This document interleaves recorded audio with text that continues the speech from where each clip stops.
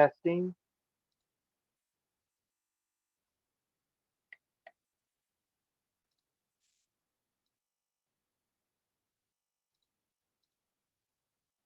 Testing again.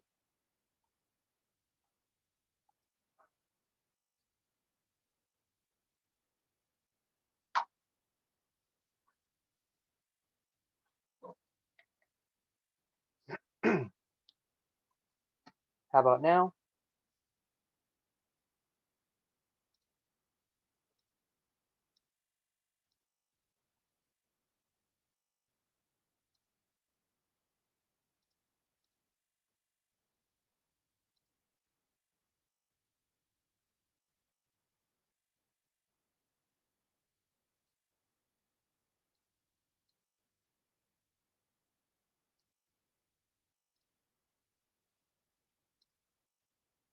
Hmm.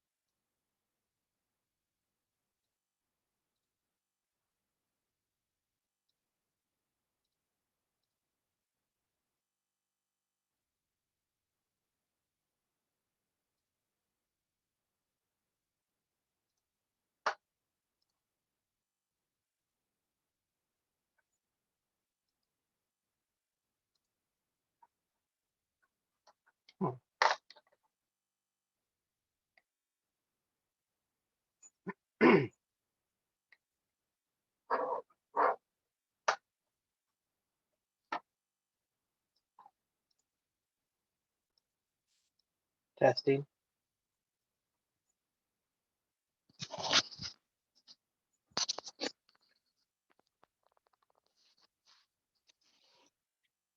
Testing. Testing.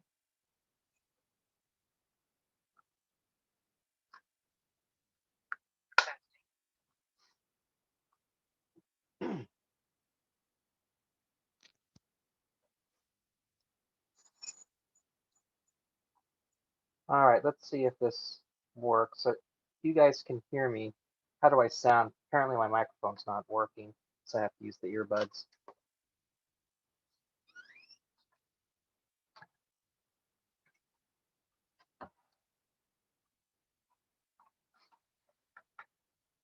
If you can.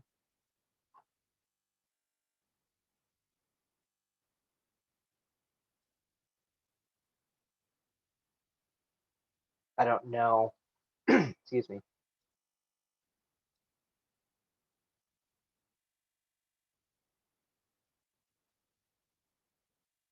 Are you able to hear me?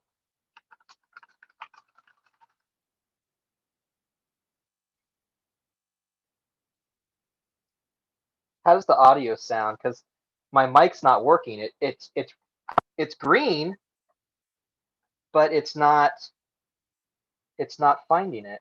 I don't know why. I got the cheap one, so I think I need to get like the better one. I think this product kind of sucks. It's got to be this cord because I think it's not detecting. Anyways, we'll just use earbuds for today. I'll get that fixed.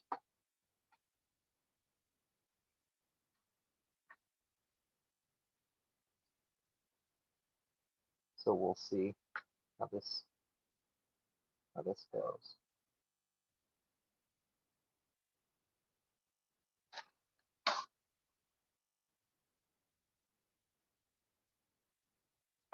I'm still a newbie with Zoom. I don't know how I can see. Oh, okay. So you can see my doggy. He's just chilling. You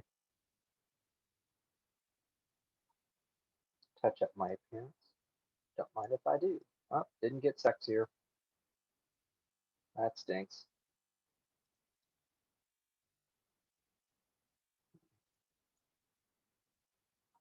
Well, we'll see how that.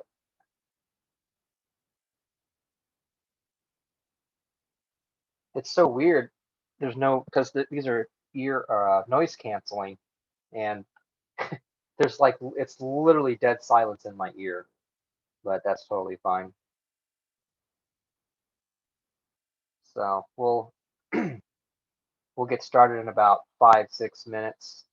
I know it's still early, but I don't know why people say they go and then they don't show up. It kind of stinks because I get excited and I put time into these, even though there's only a couple of things. But I write down a lot of notes and stuff, so and what to talk about. Excuse me.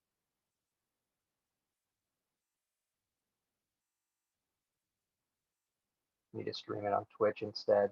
You just get a continuous group of people, just hang out, chat, play games, trade, do the fun stuff.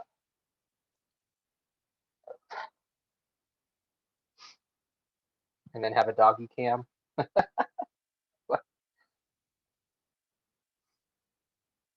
But yeah, so everyone, welcome.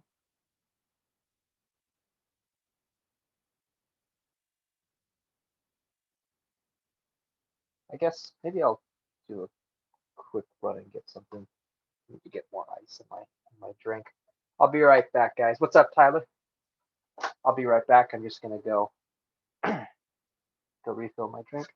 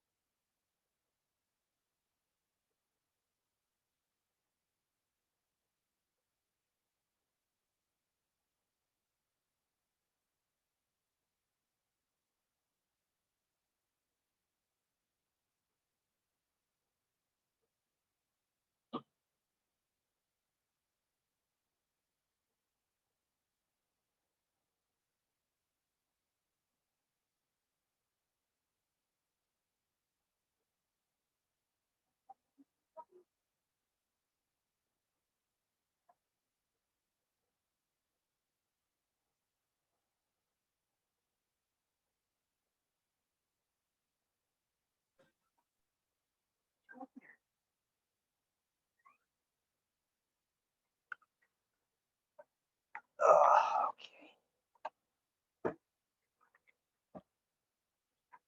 Why don't you go up on the bed?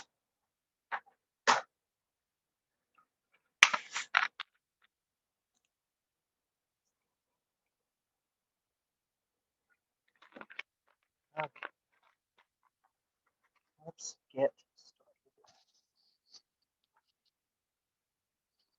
Okay, so just making sure. Are you guys able to hear me still with that? Yep. Okay, cool. Yeah, for whatever reason, my microphone's not.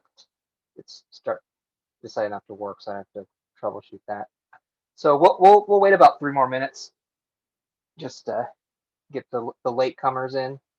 Um, I think this one will probably be a little bit shorter, but a lot more information because it's a lot, and then you guys can do your research on this too. But let's kind of see what's going on with the features.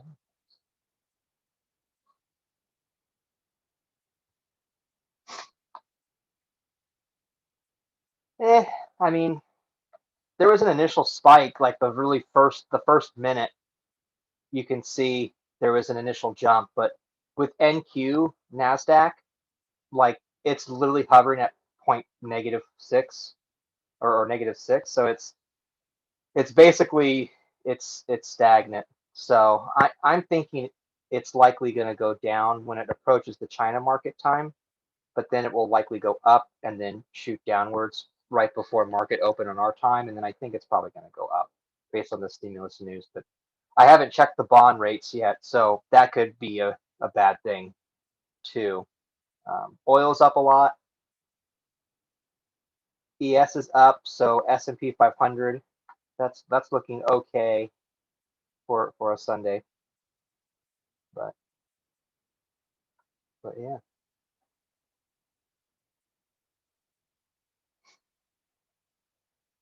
So we'll start in a minute. Just get everyone or get the latecomers.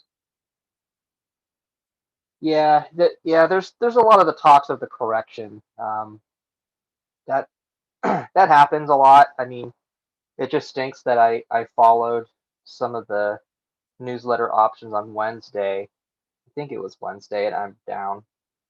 But I I should have seen it coming, and I should have gotten the calls at that time compared to the others. But I was just because I was just oh, it did because I was asleep. Well, wait, not asleep, but I was busy.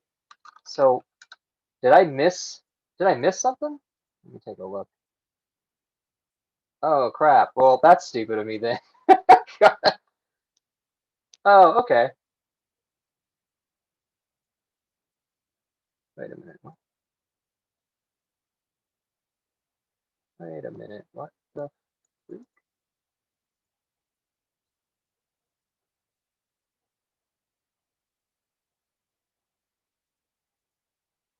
Huh. Did did Schwab close my positions?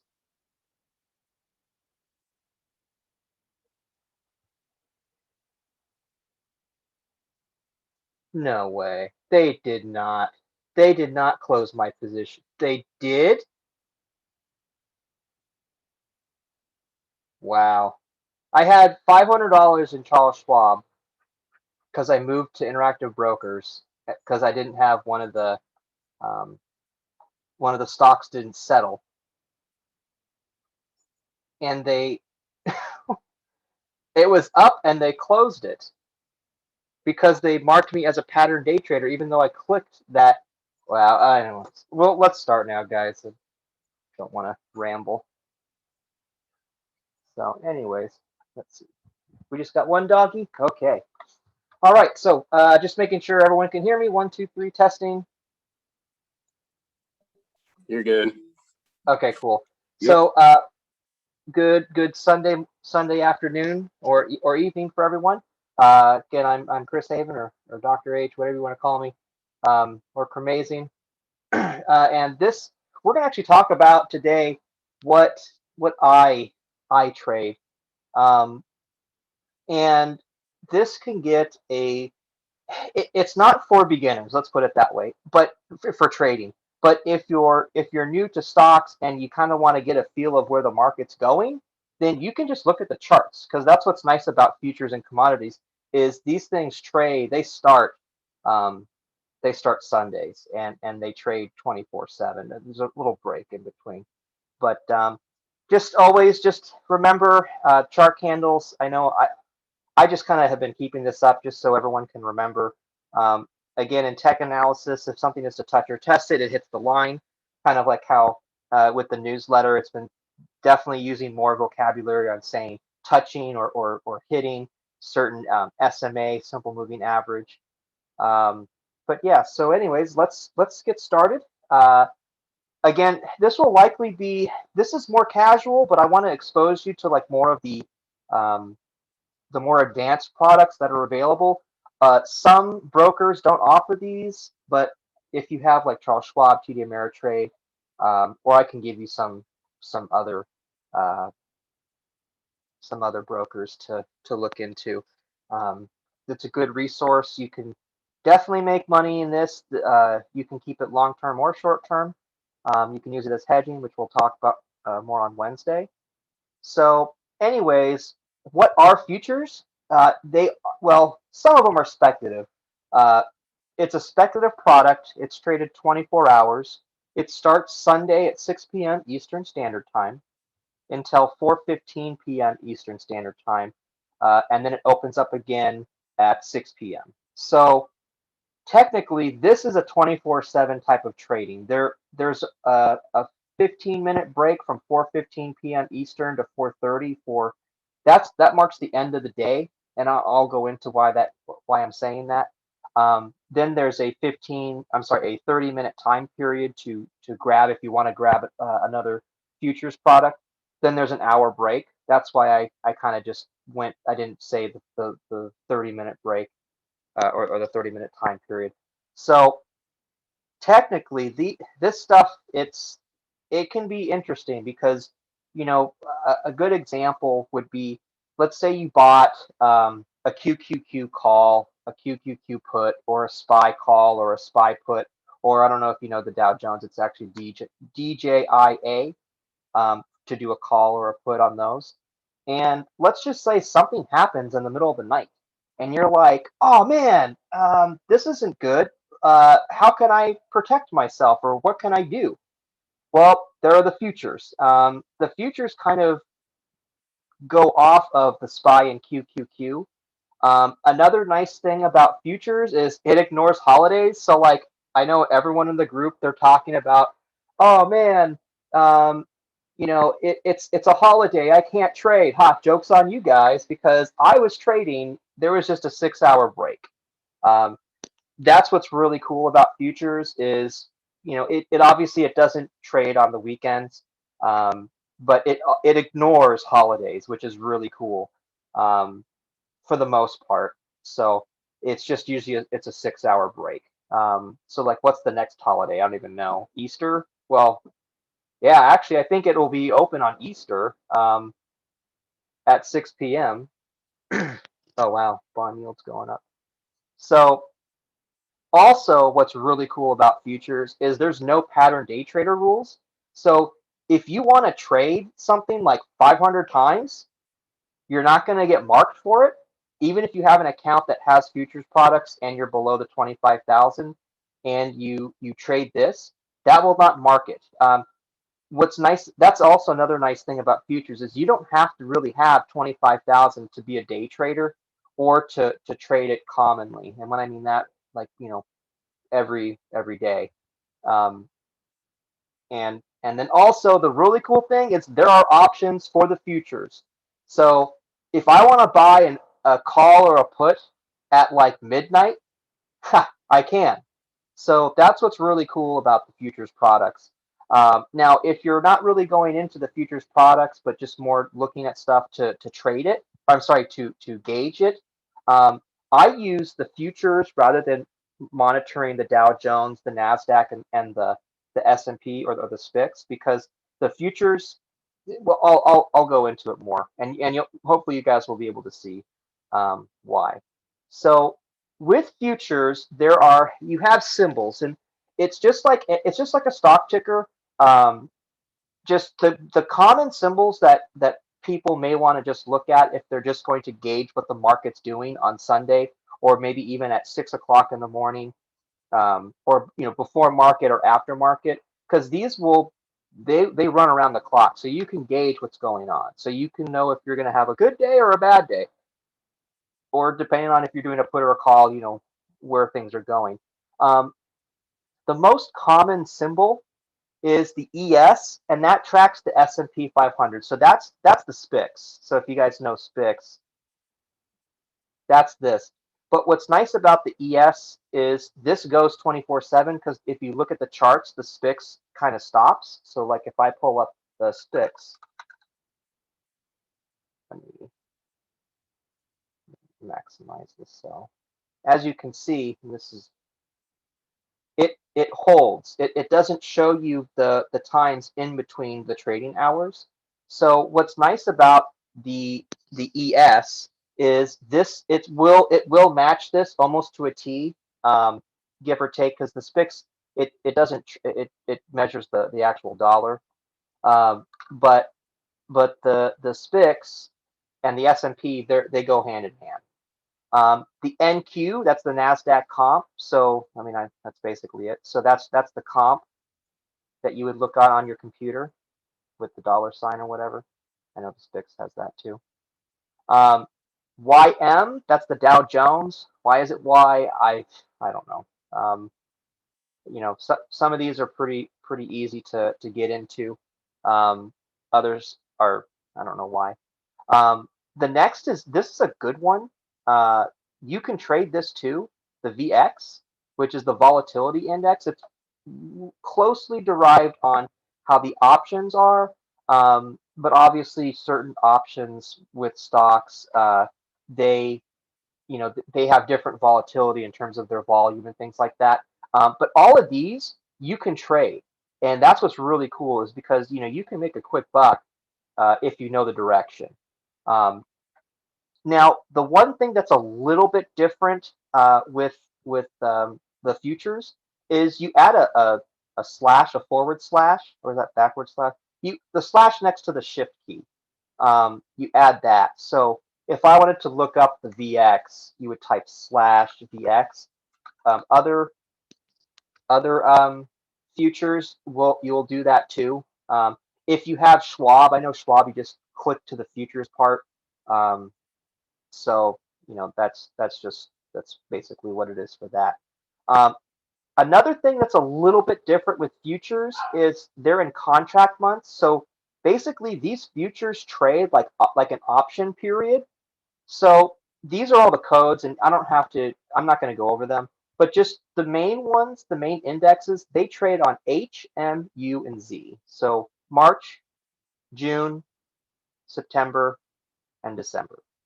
So if you were to look up, let's say I wanted to look up the futures market for, and also you put the year at the end. Sorry about that. So you also do the year. So plus year. So if I wanted to look up the futures for ES, but I don't want to do March. I want to do June to see where people are predicting where June's going to be at. I would type in ES. So the ES M21 slash. So if I type that in, that pulls it up. Okay. Generally, the futures will mirror some stuff, but you can get an idea because this value is going to be different than what the March one is. So that's at 38.43.5. This is at 38.53. So how I could use that is gauging further on, even though it's off by just a couple points. In June, that's signaling that this is probably going to go lower. So just something to put into your toolbox. So kind of like a strategy. This would be another strategy that you would do. Is let me type it. So strategy. Look beyond the current contract month. So right now we're in March, but look at June, September. You can even do 22. They have 2022s, but so that can give you just an idea. Now it doesn't mean it's set in stone, but just stuff you can look at. So again, I know September is M, so I would just look at M. 38.42. So it's like, okay, looking at June and September, they're pretty much close to a little bit lower than what the current one is, which is March. So again, that's just something that you can look at. If you don't have a broker that can look that stuff up, you can look at it online. You can just type in, um, oops, if you just bring up Google and just type in ESM 21, you can see right here. It pulls it up. It's a 20-minute delay, but if you're not trading it, then it's okay. So kind of going on, and again, I know I have to show you all this stuff before we can dive into like what these points do, how you can make money from them. Just real quick, how many of you, I know we've only got a couple people on here, but how many of you are actually interested in trading the futures versus just looking them up? Because basically looking them up, that's basically all there is. It follows very closely to what the SPIX does, what the Nasdaq Composite does, what the Dow Jones does. The only thing that's different is they go in quarters. So if you see in terms of the points, it's just going by 0.25s for ES and for Nasdaq as well. They all go in quarters except for Dow Jones. Um, so so using them more as a tool, this really it's just looking at the graphs and then and doing your technical analysis. So like if I look at the 1 day, let me move this out. But as you can see, I did 1 day for the S&P 500.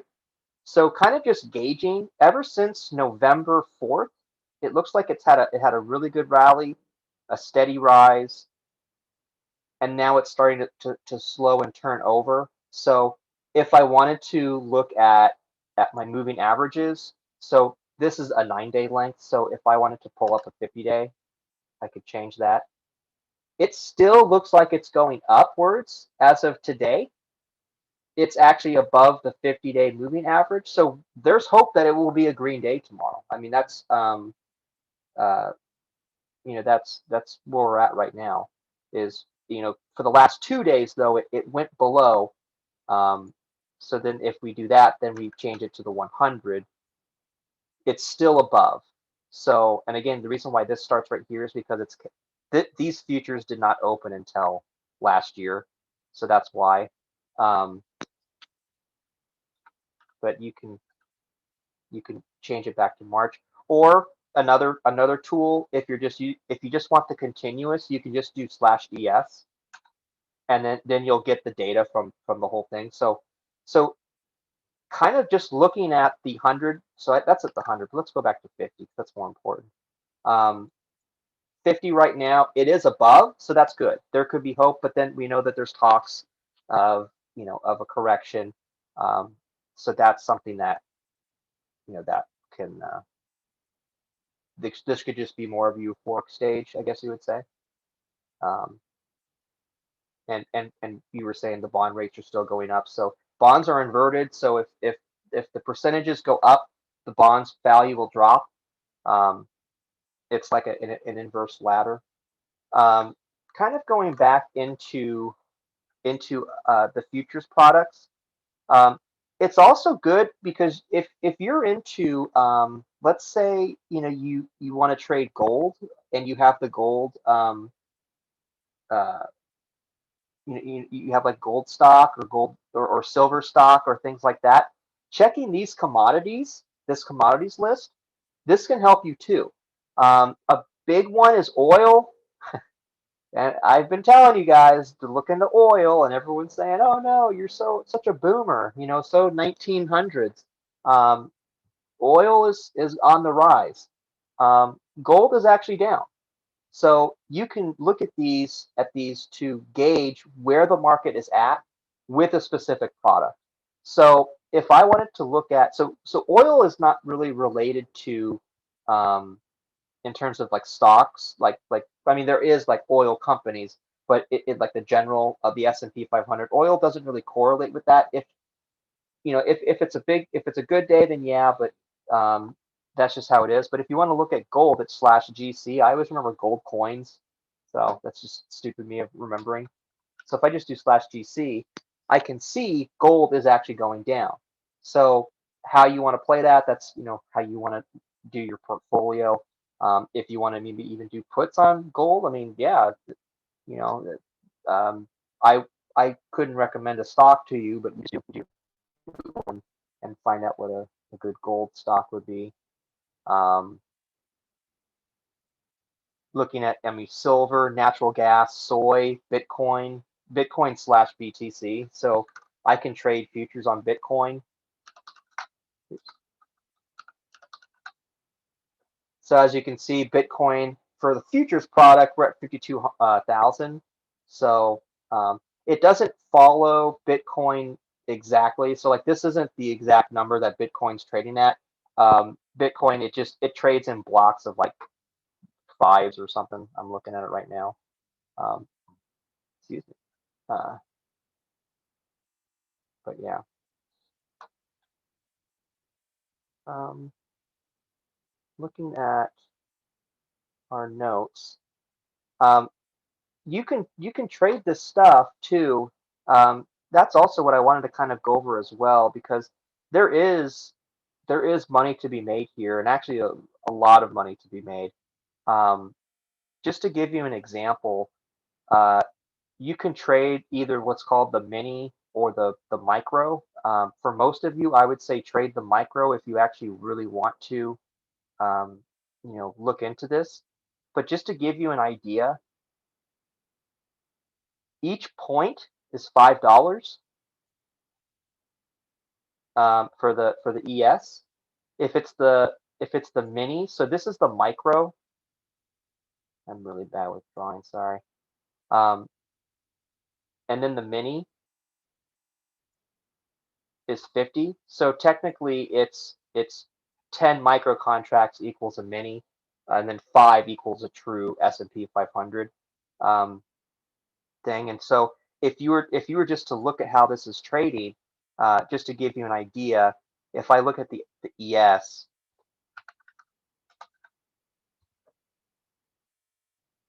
and I look at the active trader right here, this is where it's at. So kind of like how you would trade this is you would enter a position. That's an actual contract, not a stock. And the deal with this is to getting points. So if let's just say I got in at 38.42 and I set my buy limit, I get in and I get it, and now it's at 38.43.25. Well, depending on if I'm using the micro or the mini, if it's the micro, that's $5 that I just got right now. Just sell it, get out, or it's $50. So the S&P or the ES, it moves slower. If you were really like, I know we were talking about how the tech sector is not looking as good as the other sectors. If you look at NQ, this thing moves really fast, just so you can get an idea. So with NQ, it's $2 per point or $20 for the main one. This I would caution on. But like if you're bullish on the tech sector or on just the Nasdaq Composite, and you were to get in like earlier today, I mean, it it really just depends on what time you got in. So like right now it's at more of a lower point, but let's just say I got in at 12, at 32. Okay, well, I'm already up now, went down. So you can see how fast that moves. So um, if you guys are actually more interested in trading that, I'll show you kind of how to do that. So see, if I went in at the 32, I'm already down. So that's how fast it can move. Um, that's where it can get dangerous because it's not where if you put $200 into a stock, the you can only lose $200. This has infinite back up and down. So if you want to, if you have a couple of grand and you really want to play around with this, I can show you kind of some of the ropes on how to do this and how to make sure you protect yourself.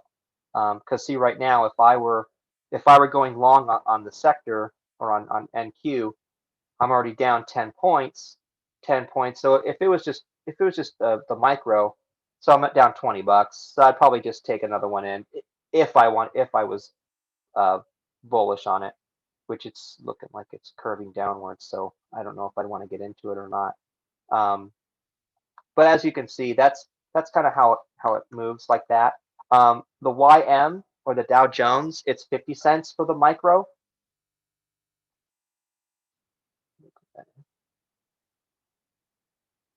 You get 50 cents per point or $5 if you do the mini.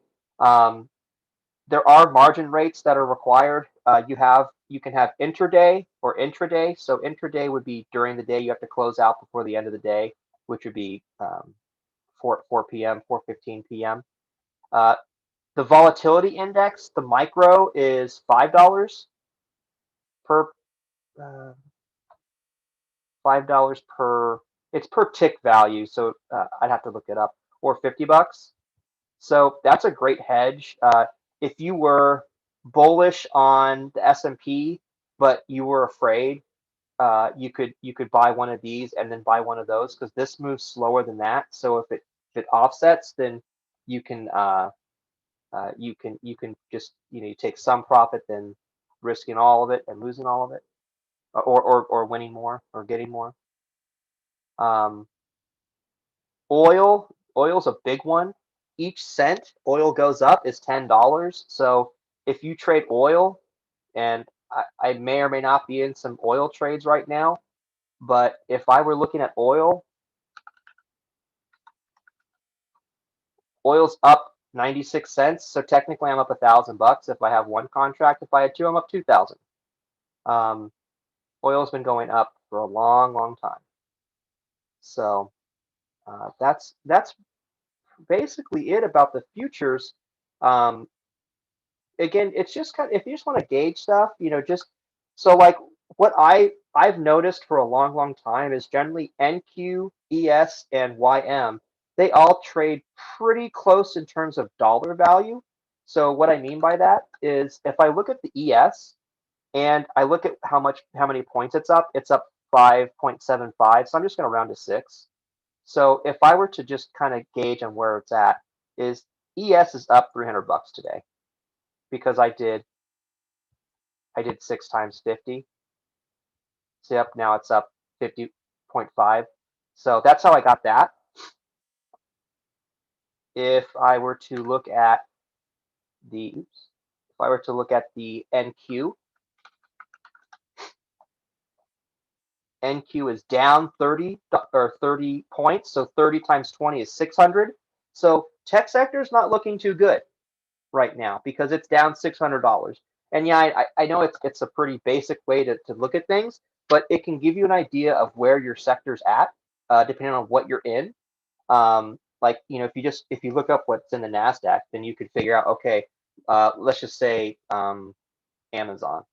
Okay, NQ is down, then likely Amazon will be down as well as other tech stocks like Google, Netflix, Apple.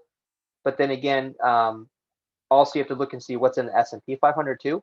So will Tesla be directly related to the S&P 500 in terms of their point value? Not really, because that there can be significant news or things like that.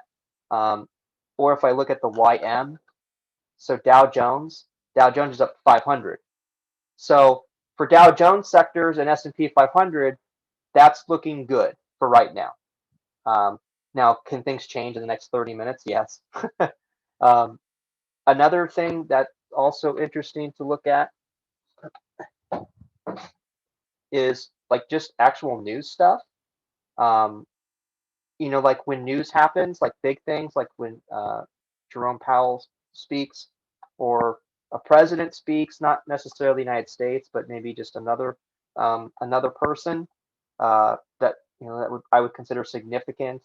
I don't know who you would say, um, but like if they're talking about stuff and like war was mentioned or debt or things aren't looking good, like just things like that, these things will react very quickly, and then that can gauge on where the market's heading. So obviously these will be very, very correlated to a lot of the stocks that you see if you're just monitoring it during the day. But this can give you ideas of where things are heading in the morning, at night. Can you trade these during the day? Heck yeah, you can. Those are like the best. Well, I wouldn't say the best times. For me, they're a good time. Most of the times they're good times. Um, it takes a lot of practice or experience. Well, practice, experience, just knowledge of the markets, things like that. Um, Before I go on, are there any questions or just things on what you've maybe noticed or you're thinking about? I'll go back to ES. So this is the 5-minute chart, so I'll just do the day. Because these are really good tools just to look at, because you can kind of gauge, okay, so ES is kind of floating around 300 bucks. Now it's at 350. So if I were looking at back at NQ, so if you remember, I said NQ at 12,632 is when I entered. So I'm up 6 points right now if I were to have gotten in. Could it have gone down? Yes. Yes, it could have. So, but you can see right here, I'm looking at the 50-day moving average for the NASDAQ. It is down compared to the ES. So see, ES is just on the cusp of going below the 50-day, but NQ is below. So tech stocks are not looking good for this this week. So yeah. Any questions or things? If you don't have Thinkorswim, Charles Schwab has the futures. You can look up the futures. Robinhood does not have it. Webull does not have it. The other thing, guess or other brokers like Interactive Brokers has them. Ninja Trader, AMP Futures, things like that. I know it's a little bit early, but that's really all I really wanted to talk about, because I was saying this was more of like a casual, just kind of just show you a little bit about what this is. If none of you are really into trading it, then I don't have to go on the whole thing on what you would need to do. It's just, but this is a good way to hedge your your funds. Some brokers offer you're able to do the futures on top of the stocks. Sometimes it just depends on who you have. It just depends. If you do the micro, the margin requirements for them, it's $1,700 to enter one contract. So I know it sounds like a lot, but if you've got cash lying around in your broker account and you want to maybe try and make 20 bucks, 10 points is not hard. So like, see, I said the 32, and then I also said I was going to I would have doubled down if it was going down like that. So I probably would have had about a good 30, 40 points. 30, 40 times 2, that's 80, or if I was doing the minis, that would have been $800, or yeah, $800 that I would have done. But yeah, so I guess it's open to the floor on what you guys want to know about with these. So if you have questions or comments, just throw them up in the chat, because it's really just using them as either a tech analysis or if you want to trade it.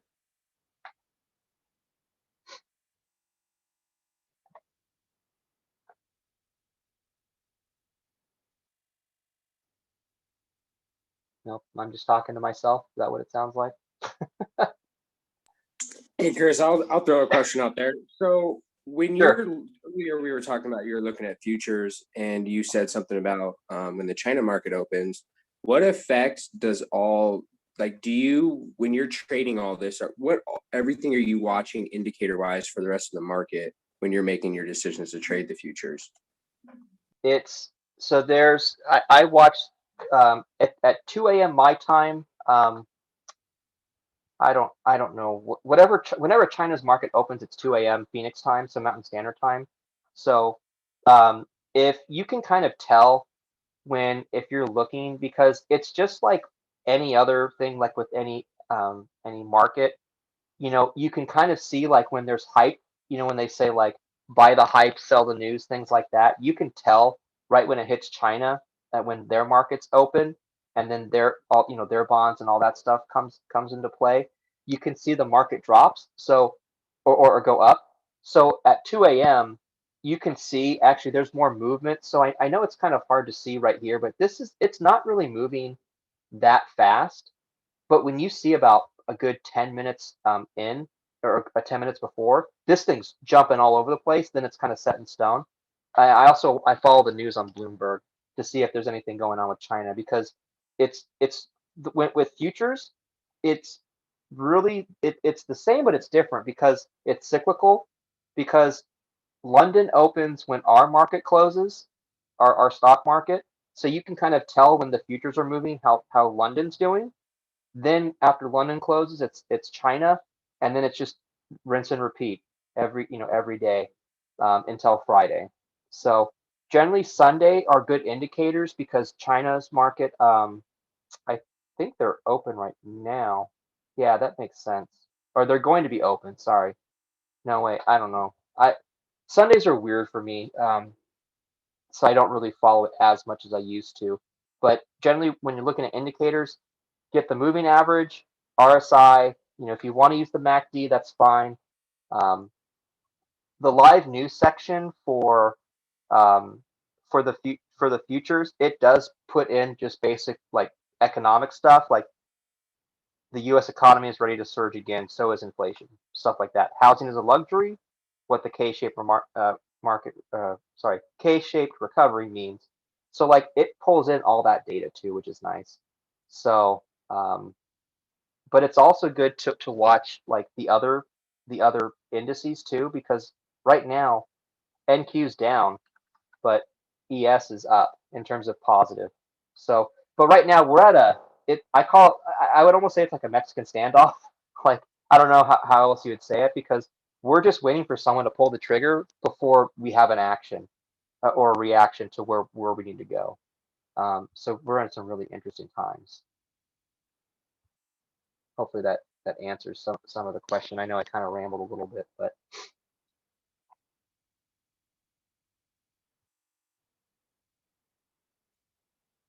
uh,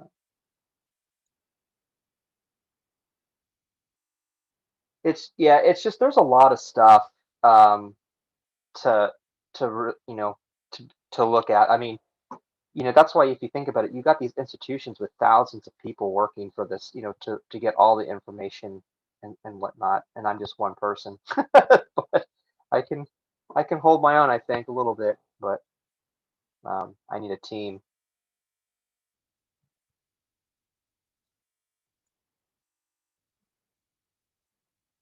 I shouldn't have been drinking this Diet Coke because it's definitely giving me some quiet burps. But yeah, so sorry it wasn't as exciting for today. I just wanted to have just if there was a casual conversation, just kind of go over some of the futures products, the trading. Um, so like just a good example, kind of just going back if I was trading NQ, which I would have done. Um, oops, just to give you an idea of how quick you can go up, and you can go long or short on this. So if you kind of see now, my initial point that I said was at 32. I would have taken profits at 46. I would have had a trailing stop for that. So I know it's Sunday. I know it's more of a chillax thing. So I just wanted to kind of go out with this because I know we're having a special uh, lesson tomorrow with Kiana with the beginnings. So I just kind of wanted to just kind of just hang out, say hi to everyone. Hopefully everyone's Sunday's going well. Just kind of show you a little bit of what I do, kind of how I can just look at them.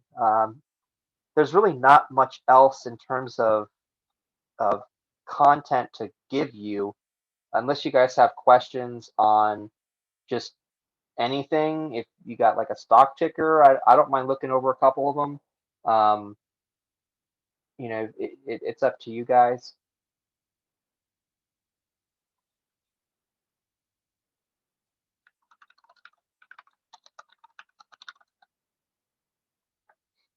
But I have no problem looking at that.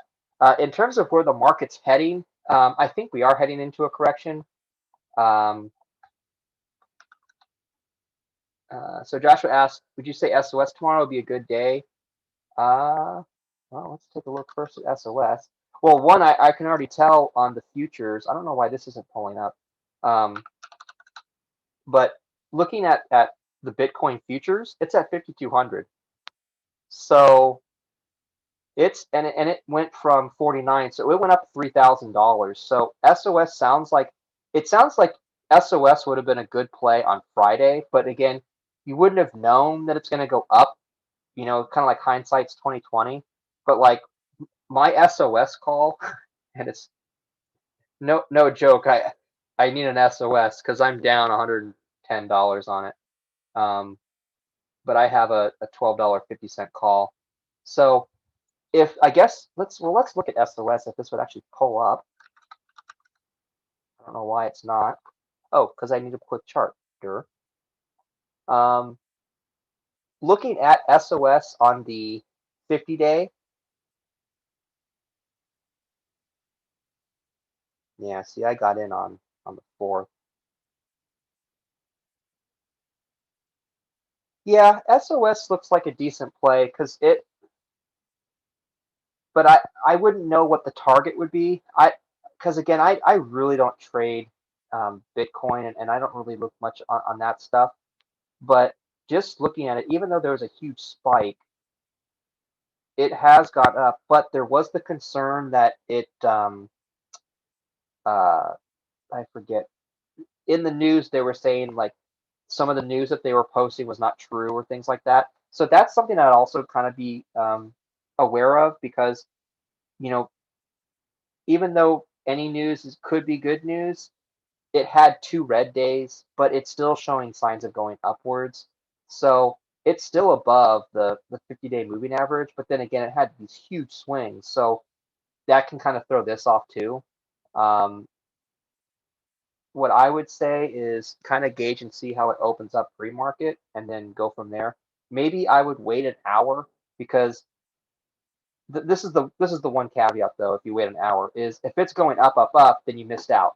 But then again, you're going to pay more for the premium for like if you do a weekly call or a month call, because the first 5, 10, 15, 30 minutes, uh, those option prices are going to be more expensive. So I guess how I would approach this is if it's going down, then wait for a good time for where you think it's going to bottom out. When that's going to happen, I don't know. I'm sorry. Um, but if it goes down, yeah. If it's just shares, then you could do pre-market all you want.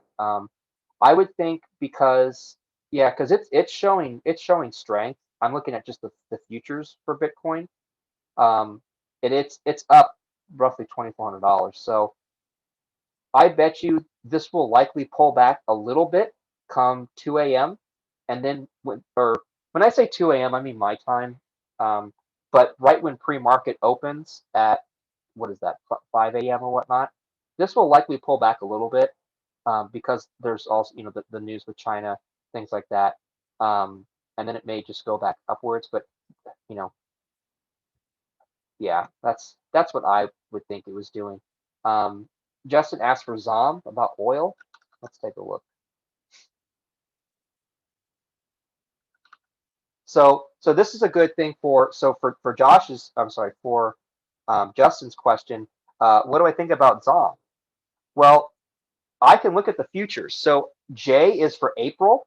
So April, this is what the price is for oil right now. So this is going up. So if someone were to have bought, not saying it was me, but if someone were to have bought it at 62 on Thursday and sold up here, that's $5,000 just for literally buying oil and then selling it. 5,000. But again, we wouldn't have known that. But I'm just giving you an idea of how some of these could be lucrative for people. So since I know oil is up, and even looking at oil on the 15-minute chart just for Sunday afternoon or Sunday night, oil's up again. So if Zom or oh, that's Exxon. Duh, I should have been thinking. Um, So this will likely be going up too. Um, I could put them side by side and see how they correlate. So I'll do the, oh, it's on the 1 day. Okay, I'll do the 1 day too. So if you look, 216, it's pretty correlated. So Zom's going upwards. Um, I haven't been playing Exxon. I was doing Chevron a couple of years ago with oil, um, but this is looking up. Looking at the MACD, I'm looking at the day. It's still showing it's upwards. It's showing that it's overbought. Um, but if you think about it too, just because it's past the RSI point, that doesn't mean it's going to end. Um, that's the one thing, because like as you can see, this is hit multiple times. Did I see a divergence? No. So looking at ExxonMobil, this is looking like a good buy because of the oil prices going up. Uh, Again, let's just, that's what I see based on the futures and then also based on the company. Looking at the RSI, just because it's up there doesn't mean that it should be scary. It just means that a lot of people are buying in, but that could also be a sign too. It stinks to say, if you followed someone or whatever that saying is, don't be a sheep, don't follow. But if a lot of other people are getting into it, then it could be possible that, um, you know, that that oil prices are going up, which I know they are. I know oil is going up just based on this. Um, $65 calls at April 16th. Yeah, weak hands or green hands. I'm totally for that. So I guess if you want to protect yourself, just set a stop or a trailing stop. But Exxon's looking pretty strong though. Um, but again, I day trade, so if I'm 85% up on something, I'm out. But if you're more long term and you're willing to see ups and downs before it's going, but Exxon is looking pretty strong, just since from February, because look, it's been constantly going up. This is the 50-day moving average, and I know oil is going up too. So it's kind of that's a correlation factor on that. Doesn't mean it's causation, but it's correlated. So I see gas prices going up. I'm sorry, oil prices. I see oil prices going up. I'm likely going to see ExxonMobil going up. Um, but again, if you're happy with 85%, then that's way past my thing. Um,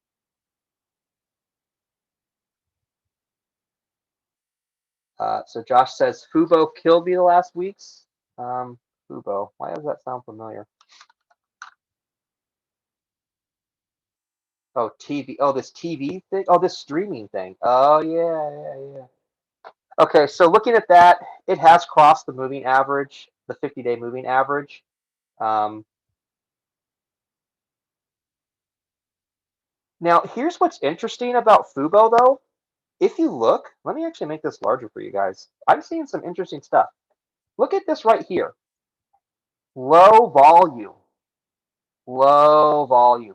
Volume on earnings, somewhat volume. But this was larger up here. And then a major sell-off. This is an interesting one. Hmm. The reason why I think that's interesting is there were small amounts of volume for the trading, even though the MACD is showing that, but the volume is slow. Let me show you. Right here. Look at that. This is the daily.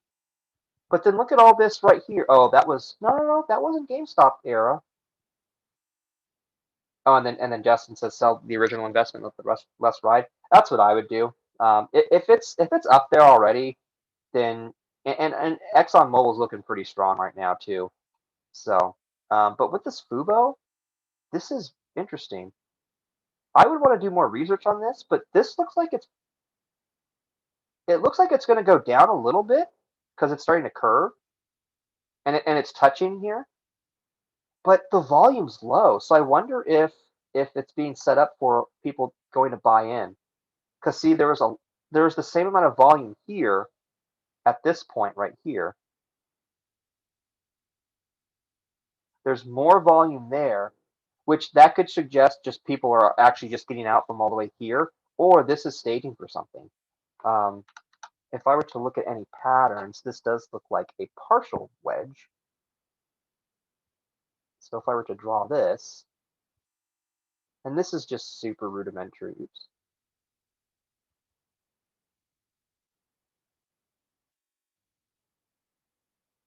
It's like it's wedging, and the volume's low. This is looking prime for something. Um, See, that's the problem with it's like I have to know all the stuff, but if you can see, this is consolidating. So basically, it's getting the range of trading is getting smaller. But the problem also too is you have to take into account these things right here. So that's the other issue too.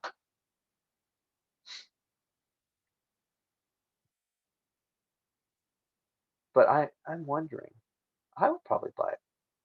I would on my I don't know. That's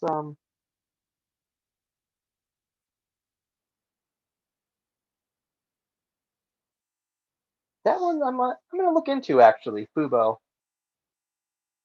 Because I can't give I wouldn't know the answer right now. I'd have to look. So they're getting into sports betting. Okay.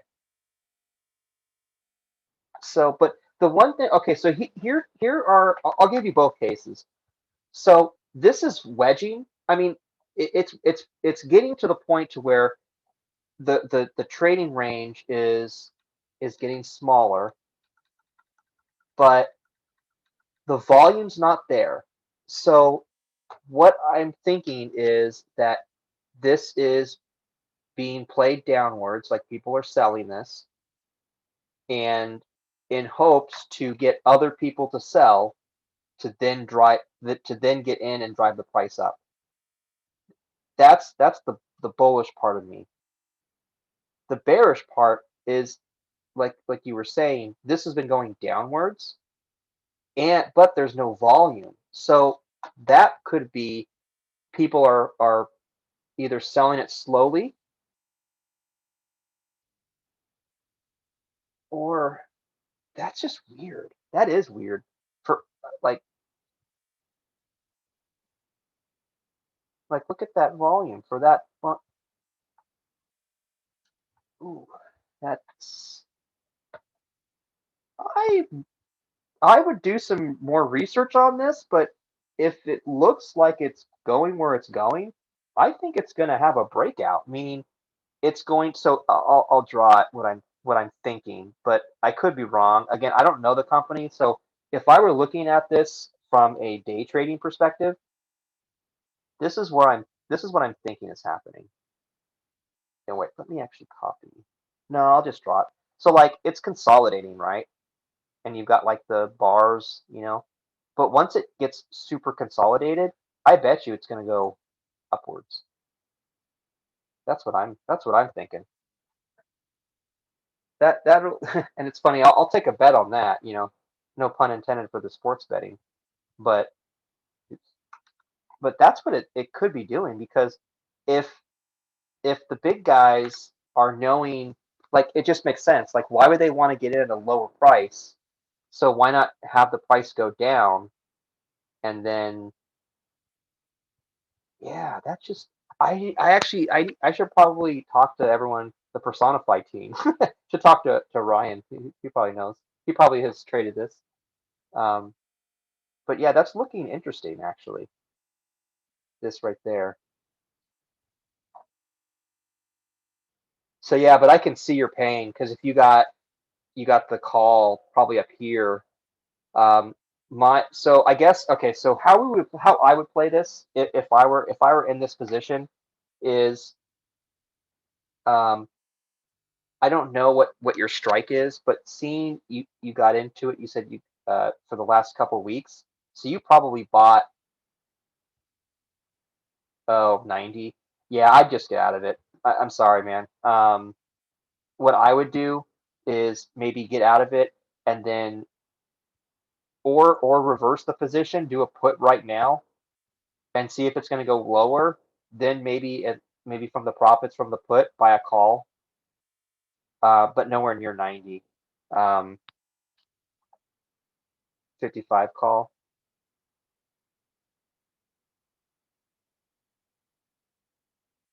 Yeah, could I see this at 90? I would need to see their revenue to see if they justify a $90 stock. The problem now, like we're in such a euphoric stage of investing where it's like someone hears a stock and thinks it's going to go up in value because it has a good revenue stream that it's worth like a bajillion dollars. That's the one problem we're having. Like GameStop, all this other stuff. Um, is GameStop a good store? I mean, yeah, it's kind of good, but does it have the revenue stream to justify the price? Not in my opinion, no, but that's just an example. Um, but Fubo is just a TV. Yeah, I'm going with you, Joshua. Seeing 90, I think over time, if they get into sports betting and sports betting becomes more legalized in more of the states, um, but if you want to throw 100, buy 100 shares, see where it goes. Um, I would just be careful because it was trading like last year within the $9 range for the longest time. That's the one thing that does concern me. But then again, they are trying a new product, which would be the sports betting. Um, so that you just I'd have to look into it. Um, but then MM says JNUG, this is gold. Okay, you have it leveraged. This is a leveraged 2x. Um, so this is gold. So this is a good thing for futures to look at the futures market. So if I look at JNUG and then I look at GC, well, what, I drew something for this a while ago? That is funny. um, anyways, so looking at this, okay, so just from what I'm seeing right now is gold is retreating. Um, it it is up uh, $11 for gold, but that's not a lot. Um, it is showing a downtrend. Let me pull up the just a quick study set. It has entered the RSI on the bottom. You said green hammer candle. Oh man, there's so many things. You'd have to explain what that means. Is that a bullish pattern?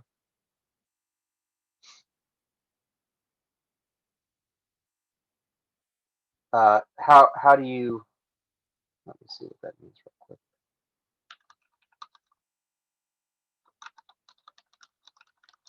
I probably know what it is.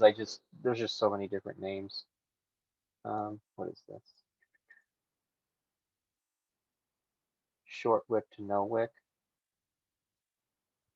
Um, there. Yeah. Okay. I see where you're getting on the 1 minute.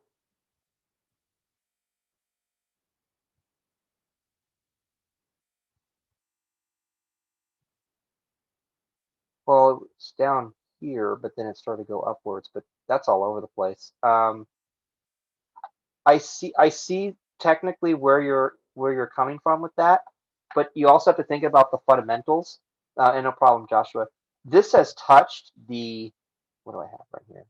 This has touched the boiler bands multiple times. It's tested the SMA, but it's failed it multiple times. And also just knowing how there's the interest rates going up.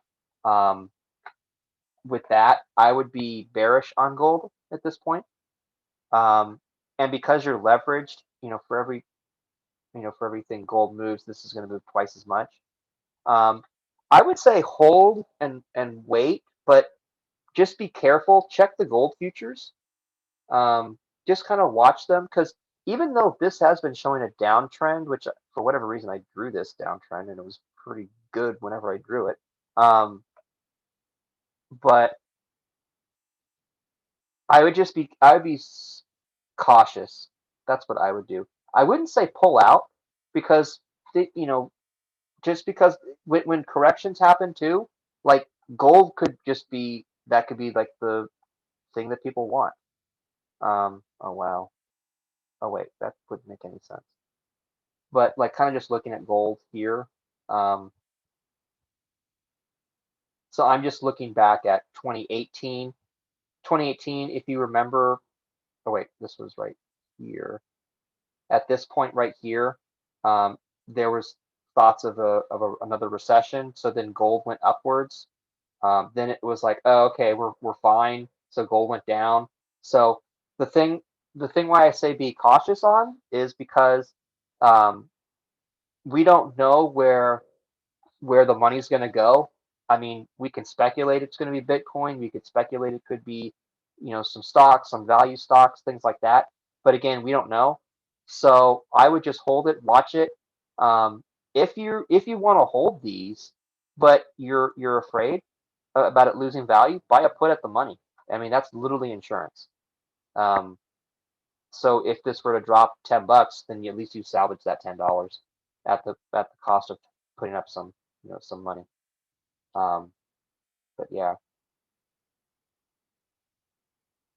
hopefully that helps because yeah, this has been down, down, down. But just seeing what I'm seeing. So yeah, so it's about 7. I kind of want to make it a little bit earlier of a stream Zoom call. Yeah, and I would say wait for the inflation part to see, because going to a precious metal could be a good play um, to hedge. But yeah, so if if no one else has any more questions, I guess we'll end it. And tomorrow we have Kiana. Um, she's going to talk about it. I'll be in the background with just kind of doing just support services, just getting everything.